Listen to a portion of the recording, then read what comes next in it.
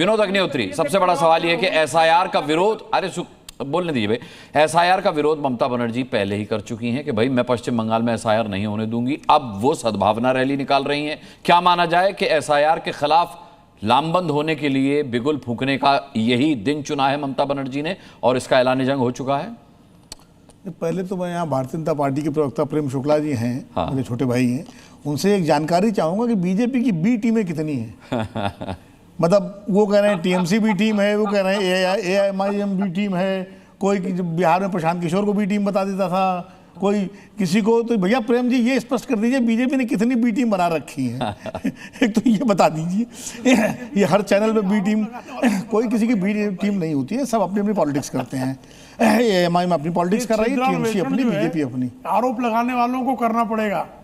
है क्या कह रहे हैं?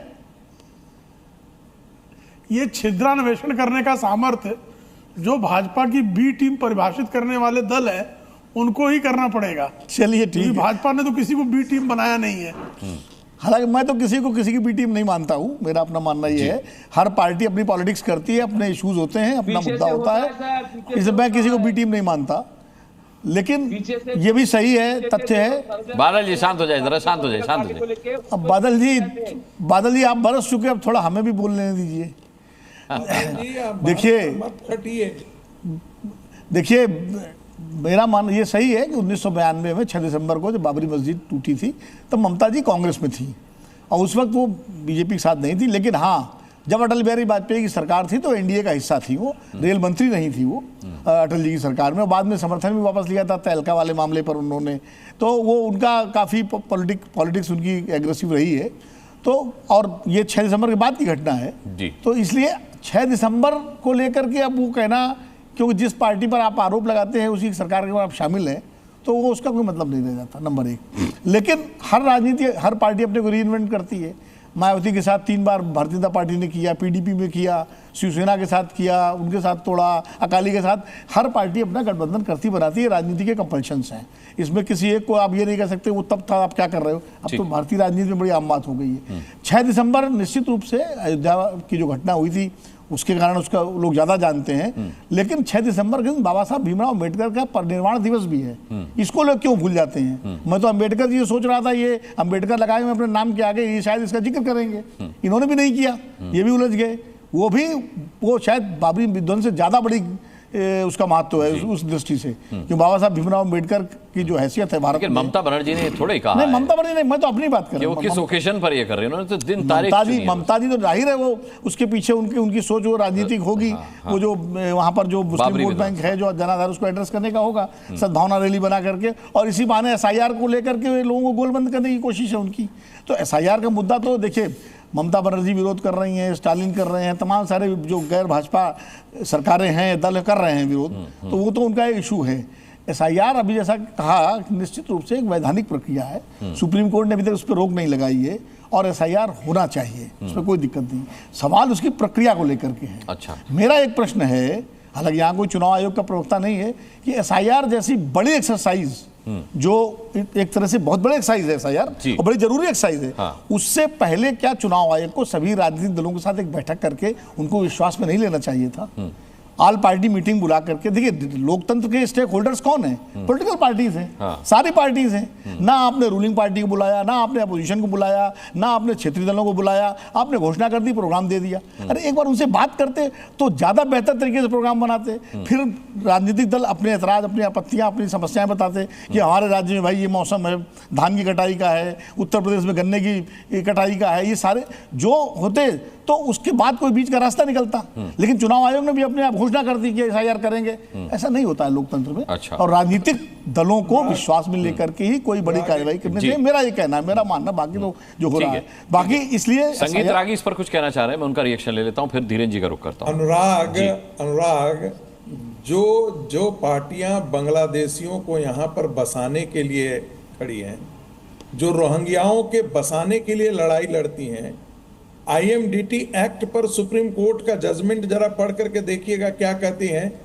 कांग्रेस पार्टी ने आईएमडीटी एक्ट लाया ही था बांग्लादेशियों को यहाँ बसाने के लिए, भगाने के लिए नहीं लाया था। तो जो पार्टियां मुस्लिम मतदाताओं की इतनी गुलाम हो गई हो इस देश, सबसे बड़ा बात मुस्लिम है मतदाताओं की बंधक हो चुकी हो, और सारा सेकुलरिज्म का फरेबी डिस्कर, सारा सेकुलरिज्म का फरेबी। ठीक है संजय जी, आपने कह ली बात। विनोद जी को कंक्लूड करने देते हैं। ठीक है, चुनाव आयोग के साथ खड़ी होती है, बिल्कुल नहीं खड़ी कंक्लूड कर लूं संगीत ठीक भाई। है, कंक्लूड करने दीजिए, विनोद जी को कंक्लूड करने दीजिए। देखिए, मैं तो एसआईआर के मुद्दे बात कर रहा था, और जो पार्टियों की आप बात कर रहे हैं, या तो उनको बैन कर दे चुनाव आयोग इन सारे आधारों पर, लेकिन अगर उनको चुनाव आयोग ने चुनाव लड़ने की अनुमति दी हुई है, संविधान के आधार पर उनको वैधानिकता मिली हुई है, तो उनको बुलाना पड़ेगा भाई।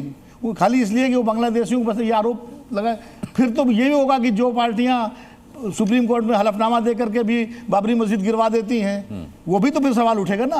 फिर ये भी सवाल उठेगा कि जिनके कार्यकर्ता जो है सड़क पर लिंचिंग करते हैं, बाद में उन्हीं की माला पहनाई जाती है। तो ये सब चीजें, ये पॉलिटिकल पार्टियां अपना बयानबाजी करते रहे एक दूसरे से, लेकिन चुनाव आयोग को ये प्रक्रिया शुरू करने से पहले देश के सभी मान्यता प्राप्त जो प्रमुख दल है उनको विश्वास में लेना इसी पर रिएक्शन लेता हूं धीरेन्द्र कुमार जी से। धीरेन्द्र कुमार जी, एसआईआर का विरोध बिहार में इसी मुद्दे को लेकर के हुआ था जिसका जिक्र विनोद अग्निहोत्री कर रहे हैं कि भाई लोग बाहर होते हैं।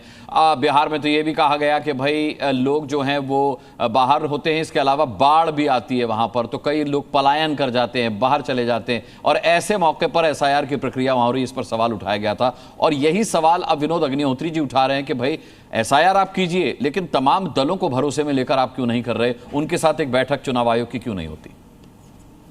अनुराग जी, विनोद जी की मैं काफी इज्जत करता हूं, नमस्कार करता हूं जी। देखिए, एसआईआर की मांग जिस विपक्ष के नेता ने किया है उसी का तो पूरा पालन कर रहा है चुनाव आयोग। राहुल गांधी जी ने मांग किया था महाराष्ट्र चुनाव के बाद में कि इसको तो करना चाहिए, उसका बिहार चुनाव से पहले किया। 2009 6 दिसंबर की घटना, ये कह रहे हैं कि आप सद्भावना दिवस मनाने जा रहे हैं ममता जी, लेकिन 2009 को 3 दिसंबर को लोकसभा में उन्होंने क्या कहा था? उन्होंने कहा था कि ये लोकसभा में 3 दिसंबर को बांग्लादेशी घुसपैठियों को चिन्हित करो, उनके राशन कार्ड छीन लो, वोटर लिस्ट से नाम काट दो और उन्हें देश से बाहर कर दो। ये ऑन रिकॉर्ड है। और ये लोग बांग्लादेशी हमारे देश में आकर नौकरियां ले रहे हैं, हमारे संसाधन का उपयोग कर रहे हैं, अपराध कर रहे हैं, इन्हें किसी भी कीमत पर बर्दाश्त नहीं किया जाएगा, ये लोकसभा में कहा था।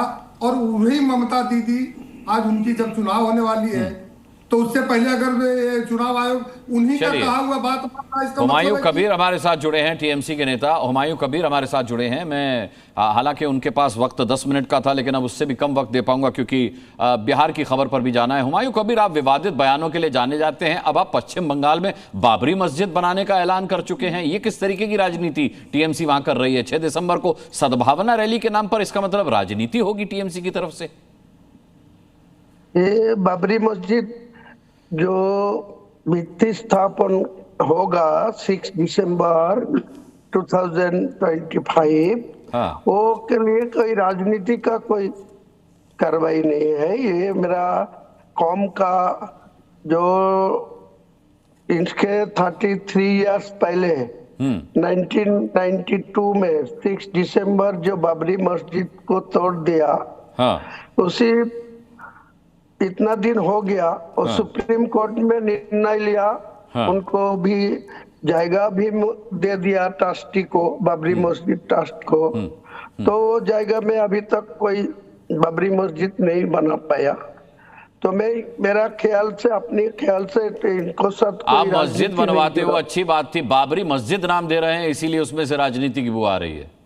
तो नाम देने का क्या दिक्कत है? यो बाबर में बना या बाबरी मस्जिद में, या मस्जिद तो सारा देश में बहुत है। मेरा बंगाल में मेरा घर मुसलमान आबादी जहाँ है वहाँ तो ज्यादा मस्जिद है, लेकिन बाबरी मस्जिद नाम देने का क्या दिक्कत है? तो मेरा कौम का अबेक है। वही बात, अपनी अपनी कौम की आ जाती है, जबकि राजनीति आप लोगों ने इसीलिए शुरू की थी कि सभी कौमों को बराबर की नजर से देख पाएं, लेकिन फिर राजनीति में आने के बाद अपनी अपनी कौम की बात। मैं माफी चाहूंगा हुमायूं कबीर जी, आप देर से जुड़े, वरना मैं आपको पूरा समय देता। यहाँ बात पश्चिम बंगाल की जरूर चल रही थी, लेकिन बिहार से जो बड़ी खबर आ रही है, अब मैं उस पर जाऊंगा और एक एक रिएक्शन उस पर भी लूंगा मैं। नीतीश कुमार के पास गृह विभाग नहीं रहा, और ये गृह विभाग जो है पहली बार ऐसा हुआ है उप मुख्यमंत्री सम्राट चौधरी के पास आया है। 18 विभागों का बंटवारा हुआ है। वहां पर आज होना था। विजय सिन्हा को भूमि विभाग दिया गया है, राजस्व विभाग, इसके अलावा दिलीप जायसवाल को उद्योग विभाग मिला है। 18 विभागों का बंटवारा वहां किया गया है। लेकिन ये सबसे बड़ी खबर है इस वक्त की।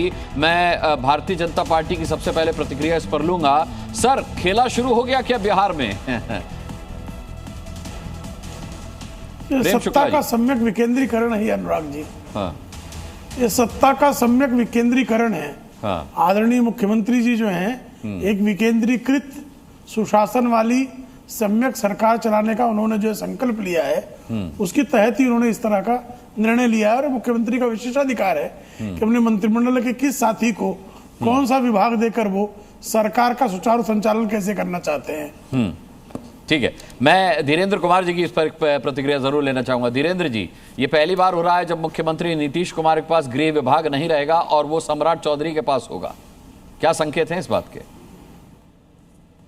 संकेत यही है कि जो चुनाव में हमने वादे किए थे कि सुशासन की सरकार मजबूती से 2005 से जैसे चल रही है आगे चलती रहेगी, और ये तो मुख्यमंत्री जी का विशेषाधिकार है। इसमें मुझे नहीं लगता है कि ये डिबेट का विषय है। महाराष्ट्र में आप देखें या कई अन्य प्रांतों में ऐसा होता है, मंत्रालय खुद से रखें, और ये बहुत सुखद है कि उनके साथ में काम करने वाले आप दोनों कुछ नहीं बोलेंगे इसके सिवा। विनोद अग्निहोत्री बताएंगे कि इसके पीछे क्या राजनीति है। विनोद जी, ये सिर्फ मुख्यमंत्री का स्वविवेक पर लिया गया फैसला है बिहार के सुशासन के मद्देनजर, या फिर इसकी कहानी कुछ और निकलेगी? बात देखिए, संवैधानिक रूप से आप कह सकते हैं कि भाई मुख्यमंत्री का विशेषाधिकार है, किसी को कुछ भी दे, प्रधानमंत्री जी का विशेषाधिकार होता है। लेकिन गठबंधन की राजनीति में क्या विशेषाधिकार चलता है क्या? हम गठबंधन के जो आंतरिक दबाव होते हैं वो काम आते हैं हमेशा। कहने के लिए हम कह देते हैं उनका विशेषाधिकार है, अच्छा लगता है, कानूनी स्थिति ये है, आदर्श स्थिति ये है। लेकिन देखिए, विशेषाधिकार बीजेपी ने अपने पाले में लेना शुरू कर दिया। बिल्कुल, देखिए एक सुनिए, ऐसा है कि 2005 से लेकर के, हालांकि मुन्ना जी कह रहे हैं कि धीरेन्द्र जी 2005 से सुशासन चल रहा है, लेकिन 2005 से 2014 तक ये सुशासन का हिस्सा ये नहीं थे। इनकी पार्टी खिलाफ थी सुशासन के। रामविलास जी 2014 में आए हैं बीजेपी एनडीए के साथ, बीजेपी के साथ मौजूदा। नहीं, अभी 3 महीने पहले भी चिराग पासवान ने कहा था कि मुझे अफसोस है मैं सरकार के साथ। मैं ये कह रहा था, जो विषयांतर हो जाएगा, कि ये भारतीय जनता पार्टी 2005 से लगातार नीतीश कुमार जी को मुख्यमंत्री बना रही है अपने गठबंधन में, और इस बार पूरी कोशिश थी और पूरी इच्छा थी भारतीय जनता पार्टी के नेताओं की, कार्यकर्ताओं की, समर्थक वर्ग की, उनका अपना मुख्यमंत्री बने।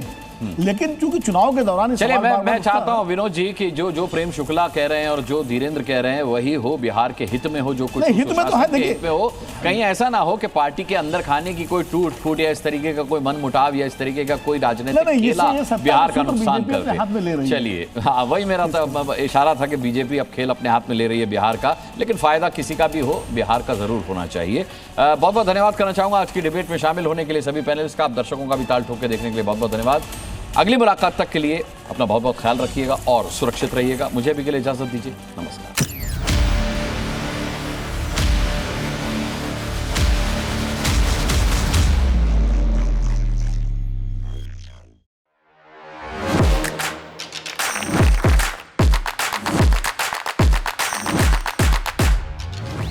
Please welcome Dr. Subhash Chandra. And habit can be micro, macro, 66 times if you repeat the same thing, it becomes your habit.